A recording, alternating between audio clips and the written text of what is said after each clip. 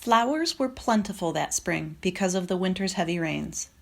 The dunes were covered with mats of sandflowers, which are red and have tiny eyes that are sometimes pink and sometimes white. Yuccas grew tall among the rocks in the ravine. Their heads were clustered with curly globes no larger than pebbles and the color of the sun when it rises. Lupines grew where the springs ran. From sunny cliffs and crevices where no one would think anything could grow, sprang the little red and yellow fountains of the commel bush. Birds were plentiful, too.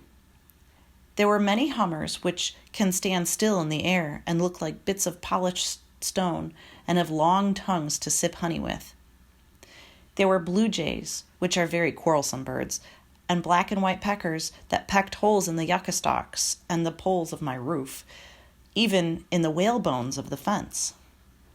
Red-winged blackbirds also came flying out of the south, and flocks of crows, and a bird with a yellow body and a scarlet head, which I had never seen before. A pair of these birds made a nest in a stunted tree near my house. It was made from strings of the yucca bush and had a small opening at the top and hung down like a pouch. The mother laid 2 speckled eggs, which she and her mate took turns sitting on.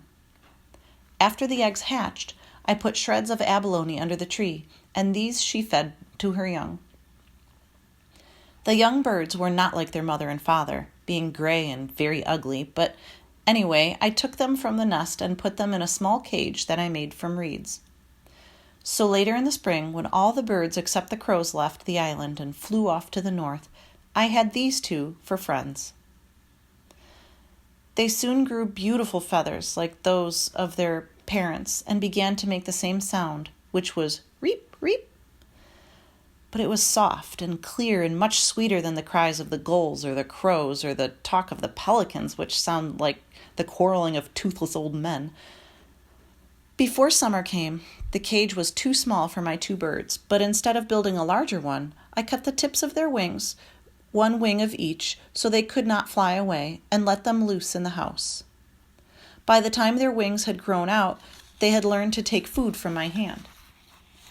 They would jump down from the roof and perch on my arm and beg, making their reep, reep sound.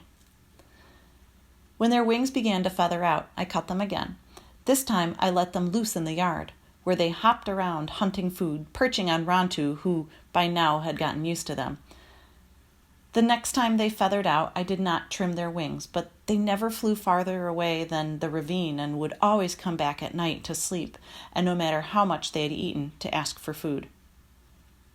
One, because he was larger, I called Tainer. I named him after a young man I liked who had been killed by the Alouettes. The other was called Lori, which was a name I wished I had been called instead of Karana. During the time that I was taming the birds, I made another skirt.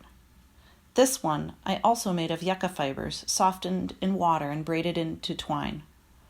I made it just like the others, with folds running lengthwise. It was open on both sides and hung to my knees.